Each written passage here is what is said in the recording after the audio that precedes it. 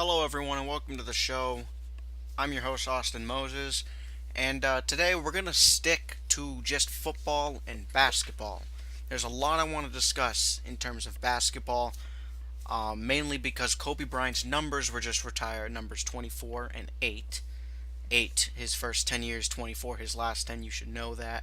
But if not, there's, you know, a little help for you. But first, we're going to go through this past week in the NFL. Crazy week, very important week also. And I read something that like Vegas does their odds for all the games. You know this.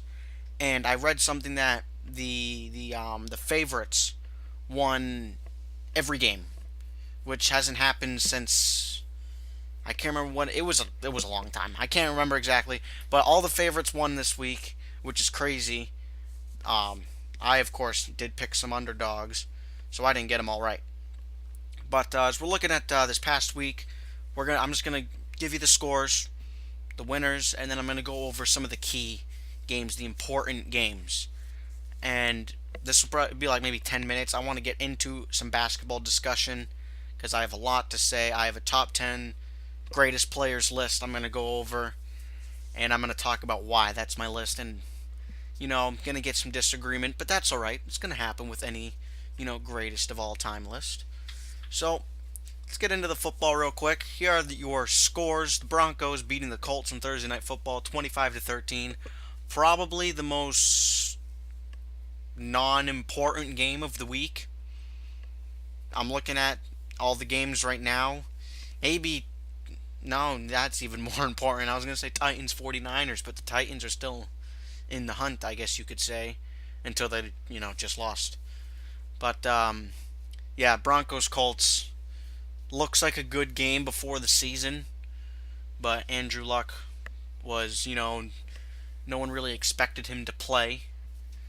But the Broncos were supposed to be better than they are. But the Broncos win 25-13. Lions over the Bears 20-10 Saturday game. Excuse me. Chiefs over the Chargers 30-13, also a Saturday game. Chiefs now taking sole possession of first place in their division. They are fourth in the entire AFC, which the Chiefs fell off a cliff. They were 5-0. Do you remember the time the Chiefs were 5-0? They beat the Patriots. Everyone was saying they're the best team in the league. Right now, they look like an average team. They beat the Chargers. That's a great win. Now it looks like they're going to win their division, but fourth place isn't great. In the AFC, if you start 5-0 and now you're 8-6, they're not a very strong team, and I don't have high hopes for them in the playoffs. But we'll see. You never know. Eagles beating the Giants 34-29 without Carson Wentz. I still think they are a very strong team. Well, I don't want to say very strong. They're a strong team. They are a strong team, and I think they can do something in the playoffs. Maybe squeak by that first game, because Nick Foles isn't terrible. People are like, oh, no, it's over. It's all over. Nah, Eagles fans, have some hope. You have a chance. Don't go crazy. Okay, Nick Foles is not terrible. So Eagles beat the Giants. Vikings over the Bengals easily, 34-7. They take the NFC North with that victory. Ravens over the Browns, 27-10. Redskins over the Cardinals, 20-15. Panthers over the Packers, 31-24, eliminating the Green Bay Packers from the playoffs. It's the first time in 10 years the Packers will not be in the playoffs. Rest in pepperonis. Saints over the Jets 31-19. Bills over the Dolphins 24-6, clinging on to that 6th seed.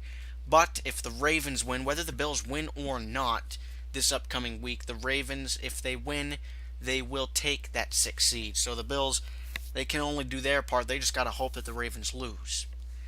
Jaguars over the Texans 45-7.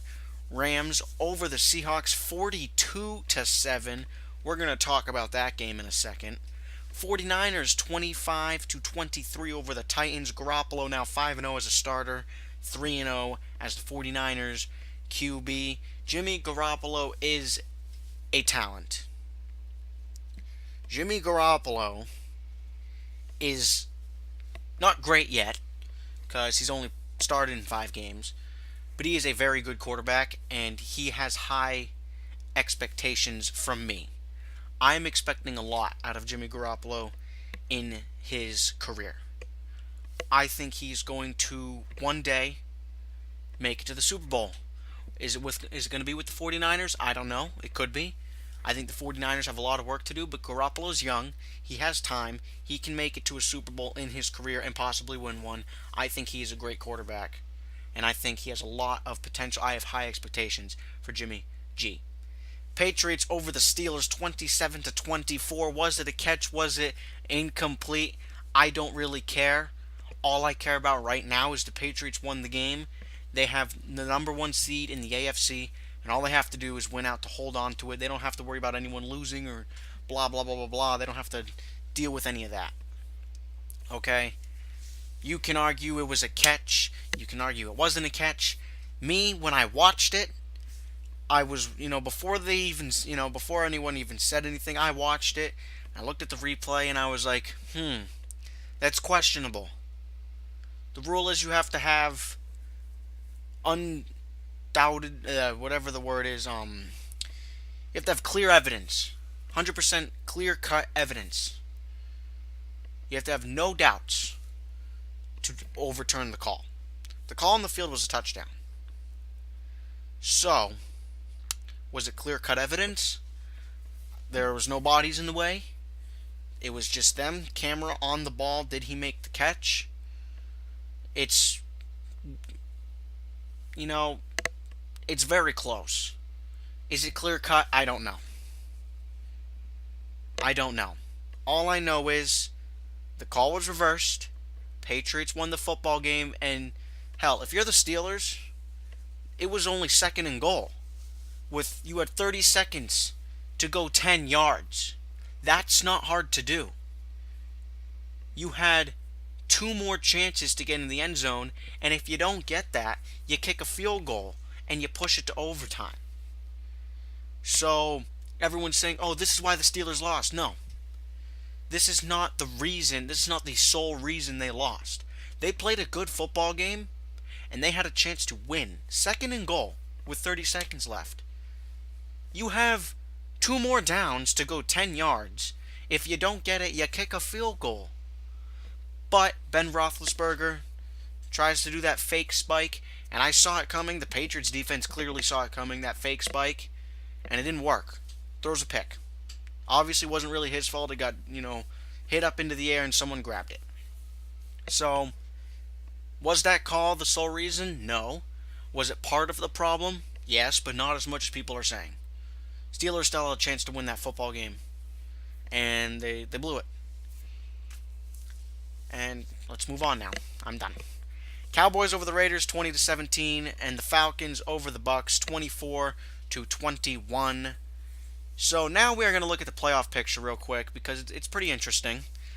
In the AFC, we have the Patriots 1 at 11-3, Pittsburgh 2 at 11-3, Jacksonville 3 at 10-4, Kansas City 4 8-6, Tennessee Titans 5 at 8-6. Seeing Jacksonville and Tennessee coming in these playoffs, and hell at 6, the Bills possibly in the playoffs. AFC is gonna be interesting. Gonna be interesting. Top 2 favorites are clearly New England and Pittsburgh, but if Kansas City can regroup and be that team they were in the beginning of the year, they have a very good chance to knock off Pittsburgh or New England. Tennessee, I don't have too much high hopes for Tennessee or Buffalo. If it's Baltimore and not Buffalo, same thing. I think the Ravens are the most overrated. I mean, they're only 8-6, but people think they're this, they're this force to be reckoned with come playoff time. I don't think so. No. Ravens are overrated to me. I don't think they're very good at all. I think their offense is not great. Their defense is okay. And I don't think their record is how good they are. I think they're more of like a 6-8 team than an 8-6 team. And right behind them is the Chargers at 7-7. Still a chance, but I'm not seeing it. I don't think the Chargers, they have a mathematical chance, but I don't think they have a realistic chance. Let's go to the NFC. We have the Eagles 12-2 holding on to that one seed with a win by Nick Foles. They are 12-2. Vikings number 2 at 11-3. Rams at 3, 10-4. Saints at 4, 10-4. Panthers at 5, 10-4. Falcons at 6, 9-5. The NFC South controlling half of the playoff spots. And ladies and gentlemen, guess who is not going to be making the playoffs? I said it last week. I didn't think so. Seahawks got destroyed. 42-7. Destroyed. They beat the Rams earlier in the year. What was the score at the beginning? Let's see.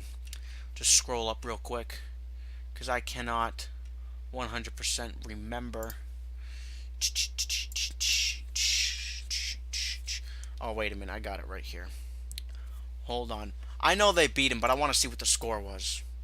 I want to see how well the Seahawks played in that first game here. So standings, then we got Seahawks. Here we go.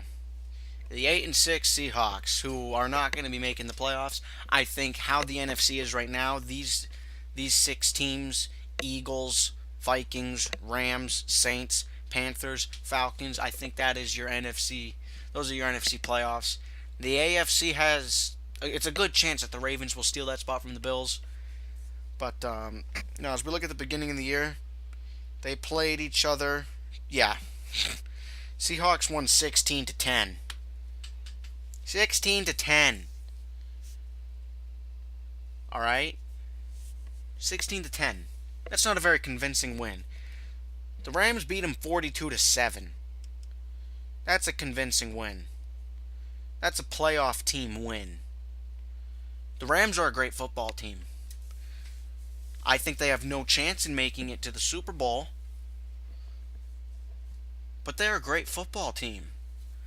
And they have a bright, bright, bright future ahead of them. So, in my opinion, NFC is staying how it is. AFC looks like Baltimore, all they have to do is win, and they're going to grab that 6th seed from the Bills. But then we still have that final week, so that could flip-flop. Who knows? But, I mean, the Ravens are beating the Colts, so they have a pretty good chance. They have a pretty good chance. Bills are playing the Patriots, so Bills have to really work for this 6th seed. Even if they win, if Baltimore wins, I mean, they don't get it anyway. So they got to go 2-0, and they got to hope Ravens go 1-1. That's basically how it is. Or go 1-1 and hope the Ravens go 0-2. I mean, but that seems like it was going to happen, because it's going to be tough for them to beat New England this weekend. So that's your playoff picture, and I want to go over what was that one other thing I wanted to go over? It's the Seahawks. I keep thinking about the Seahawks and how they got destroyed. They have no defense now. Notice how their 2 corners go down and they are now nothing. The Seattle Seahawks relied too much on Richard Sherman. They relied way too much on Richard Sherman. They relied on him to make big plays defensively. They relied on him to make big interceptions in important situations.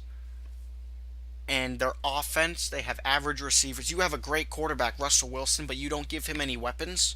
Any real weapons, I should say. He doesn't have a lot of weapons. Doesn't have very good weapons. But doesn't matter, because he's still great, right? No, it does matter. Because of this loss, I think this loss just took away any chance Russell Wilson had at getting the MVP.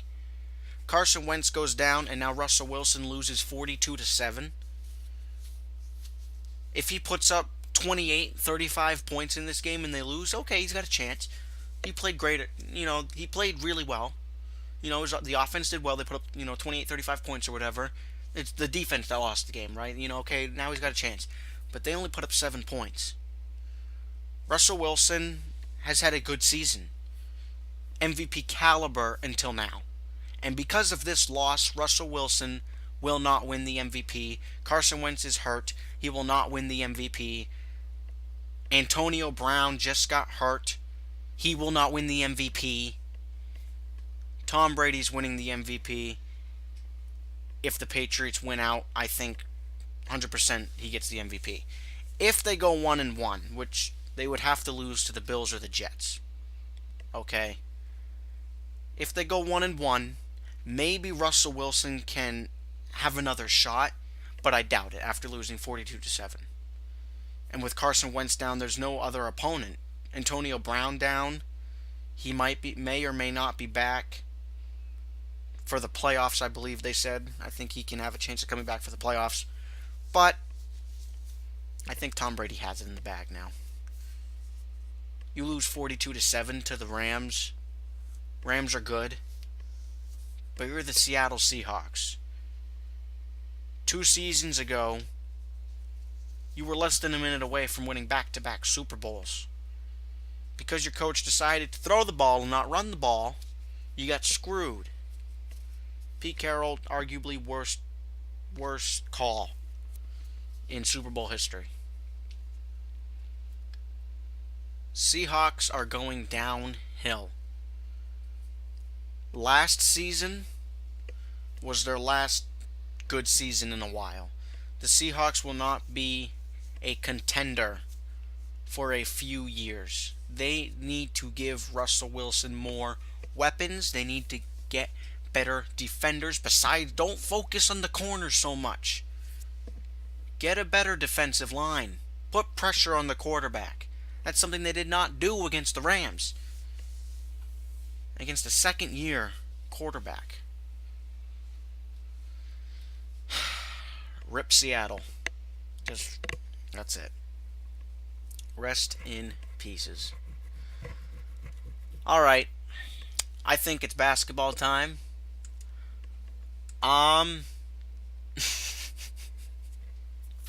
So I made a list. My top 10 greatest basketball players of all time. Now, I made this list because I saw a couple things online, or not online, on Sports Center and, technically online, on Facebook, about people were making lists, because, Kobe Bryant got his numbers retired. Is he in the top 10? Who is the top 10? I have made my list, and I edited it a few times, probably 5 or 6 times. I switched up the guys. I basically had my 10, but I switched them up. And I have one guy in my top 10 who's going to surprise you. And that's Tim Duncan. I'm not going to say what number he's at yet, but he is in my top 10. And I also believe he is better than Shaq. I think Shaq is great, but he's a little bit overrated, in my opinion. So I'm going to list off my top 10. And then I'm going to explain why. I'm going to go from 10 down to 1. 10 is Jerry West. He has to be in the top 10. 9 is Shaquille O'Neal. 8 is Tim Duncan. I put him just a slot above Shaq. Originally, I had Shaq in front, but then I was doing some research, looking at some numbers. I actually watched some videos. I just wanted to see how these guys play. I've gotten to watch both of these guys play, but I didn't get to watch them so much in their prime, early 2000s. So I watched some video, and I came to the conclusion that I believe Tim Duncan is better. I think he is more valuable to his team than Shaq was. And I say that because Shaquille O'Neal was not on the championship roster for the Lakers in 2009 or 10. They didn't need Shaq then. Because he isn't as valuable as people think. I do think he's great. That's why he's number 9. I do think he's great, but he's not as valuable as Tim Duncan. Let's move on. 7, Wilt Chamberlain. Why not? I think it's plain and simple why Wilt Chamberlain's in there. Great scorer, great player, very athletic. 6 is LeBron James. Now, before all the LeBron James fans come at me or argue with me, I'll say this. Or, I'm not even going to say it. I'm going to continue my list and then I'll say it. Because at 5, I have Bill Russell. 13 seasons, 12 finals appearances, 11 finals wins. He doesn't have enough fingers to put all his rings on. He has to put his 11th ring on his big toe.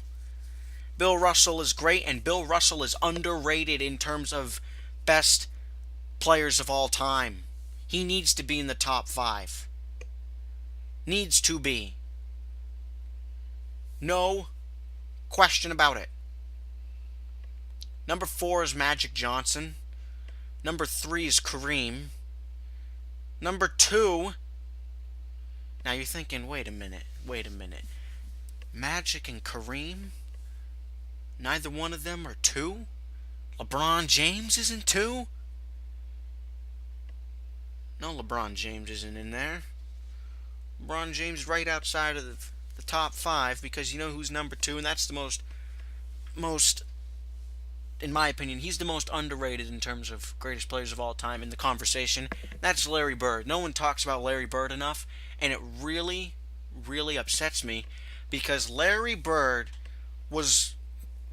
Have you seen the guy shoot the basketball? He is such a good shooter. You could compare him to Steph Curry in terms of greatest shooters of all time. Everyone says Steph Curry's the greatest shooter of all time. Okay, people are already saying that. And what is he? Late 20s, early 30s? I don't remember exactly how old he is. People are already saying Steph Curry's one of the greatest shooters of all time. Larry Bird is also in that conversation. I think you can even argue he is a better shooter than Steph Curry. The guy was huge. He was a monster. He could get inside. He can make ridiculous shots. He can make clutch shots. He's a very good clutch player. And he is number 2 behind, of course, Michael Jordan, because Michael Jordan, we all know, is the greatest player of all time. Athletic, strong, great shooter, great scorer, great defender. He could do everything. Michael Jordan's number 1 by far, and LeBron James is not even close. LeBron James won't ever crack my top 5. I put him at 6, right there, just to make people a little bit happy. If I wanted to, I could argue Wilt Chamberlain belongs at 6. The lowest I would go with LeBron is 7, because LeBron James is great, but I'm going to show you, I'm not going to show you, I'm going to discuss why he is not in the top 5. Okay? To be considered as one of the greatest players of all time, I think you need to be a good shooter. You don't need to be an amazing shooter. You don't need to be Larry Bird, Steph Curry, or Michael Jordan caliber. But you need to be a good shooter. Alright? LeBron James. Okay? I found this statistic, and I think it's kind of hilarious. 2015-2016. Kobe Bryant's last season. We know he was old. He suffered a lot of injuries. He wasn't a very good shooter anymore. Outside of the paint, Kobe Bryant shot 37.1%. That is compared to Jimmy Butler, who shot 40%. Okay, he didn't shoot very well. Okay, Kobe Bryant did not shoot very well. But you know who was worse outside of the paint? Remember, 2016 is also the year. It's also the year the Cleveland Cavaliers came back from a 3-1 deficit to beat the Warriors and won Cleveland's first title in over 50 years. But LeBron James shot 34.4% from outside the paint. No one talks about this because everyone wants to hide this statistic. I strongly believe that. People want to talk about greatest players. They put LeBron James. They say he's almost as good as Michael. Some people say he's better than Michael. But you throw this stat at him, he shot 34.4% from outside the paint in 2015, 2016. Are you kidding me? You know who shot better than LeBron James? Not only did Kobe Bryant shoot better than him, but Andrew Wiggins shot better than him. Really? Joe Johnson, D'Angelo Russell, Monte Ellis. LeBron James, until the last couple seasons, was not a very good shooter outside the paint. No one talked about it. No one cared about it because he is so good at getting the ball inside and he is so good at dunking the basketball. He is a highlight dunker and he is so good inside the paint. No one discusses his play outside the paint. But the last 2 seasons he's improved. And the reason I still put him at 6, the reason he's not top 5, is because you cannot judge a player on just part of his career. You need to judge him from beginning to end. And for the majority of his career, the first 13 seasons, he was not a good shooter outside the paint. Last 2 seasons he has improved. Very much. And also, you know what else he's improved on? His defense. People used to talk crap about LeBron James' defense. I used to. But LeBron James has become such a good defender now. He's getting all these amazing blocks, that key block in those same finals where he was a terrible shooter. He did improve in those finals, though, but this is the regular season. But LeBron James' defense has gotten better. His shooting has gotten better. Hell, if this guy, last 2 seasons, if he shot this well for 10 of his 15 seasons and not 2, he'd be in my top 5. But LeBron James was not a great shooter outside of the paint. He finally decided, I'm 13 seasons in. Now I'll decide to work on it. He was also not very good from the free throw line, but he's also improved on that. He finally figured it out. Okay, what can I do to make me better than Michael? Because we know LeBron James, that's another thing, he's very egotistical. He has this huge ego, and you know what he finally thought? Hey, how can I be better than Michael Jordan? He was a great free throw shooter. He could score outside of the paint. And he could play defense. That's what I need to work on. And he finally went out, took a couple off seasons, and he has improved drastically. But too little, too late.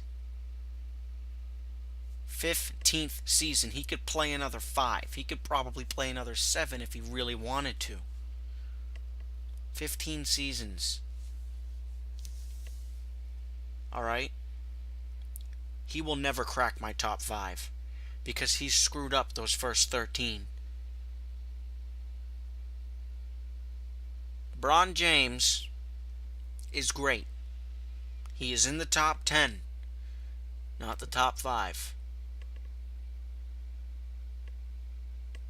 And after this season, I think it is going to be very unlikely that we see him in... I say after this season, he has maybe one more finals appearance left in him. Because he's going to start to go down. There's a cliff for everybody where they start to decline. We saw it with Kobe. Injuries happen. When you get older, you are more injury prone. LeBron James will become more injury prone. He will get hurt here and there, nothing big. It's possible, but I doubt it. And he's going to decline.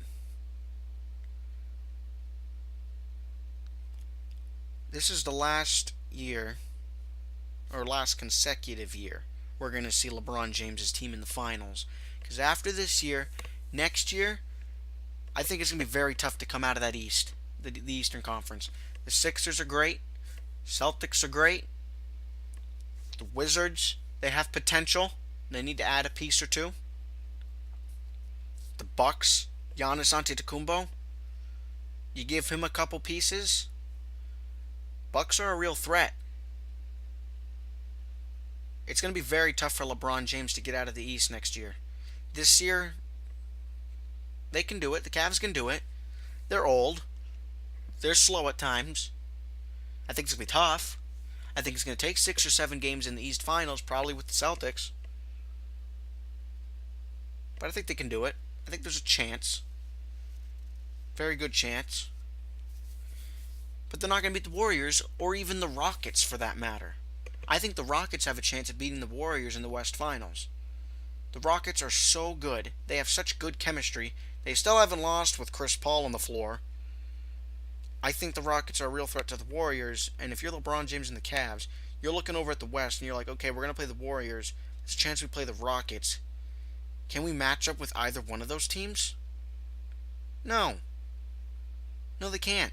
Unless they make a lot of moves before the deadline, Cavs have no chance. They're going to get swept by either one of those teams. Maybe 5 games. Maybe 5 games. That's my take on it. This season, we'll probably see the Cavs in the finals. I think the Celtics have a slight chance. I think the Celtics can maybe. That's a very small maybe. Or would you say very big maybe? Yeah, very big maybe, sorry. It's a big maybe as if the Celtics could edge them. If they do, it's going to be 7 games. I hope they do. Bleed green. Let's go. But I doubt it. That's going to do it for this episode. Stuck with football, stuck with basketball. I'm going to read off my list one more time, and then I'm going to head out. Again, it's Jerry West at 10, Shaquille O'Neal at 9, Tim Duncan at 8, Wilt Chamberlain at 7, LeBron James at 6, Bill Russell at 5, Magic Johnson 4, Kareem Abdul-Jabbar at 3, Larry Bird at 2, Michael Jordan at 1. There's my 10 greatest players of all time in the National Basketball Association. I'm Austin Moses. This has been Sporting It All. See you next time. Peace.